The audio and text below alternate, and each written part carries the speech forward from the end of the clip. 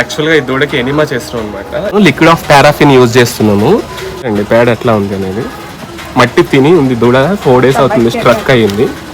ఇప్పుడు ఇలా లోపల ఇలా ఉంచుకొని మనం మందులు లోపలికి ఎక్కించినాము, నో యూజ్.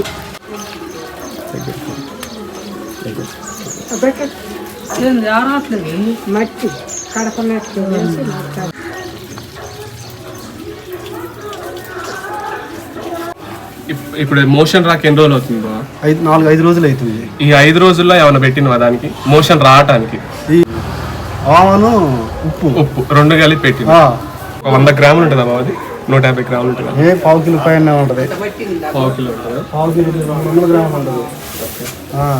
అంటే రైతు క్యాలిక్యులేషన్ ప్రకారం 250 గ్రాముల నుంచి 300 గ్రాముల వరకు లోపల స్ట్రక్ అయ్యి ఉంది.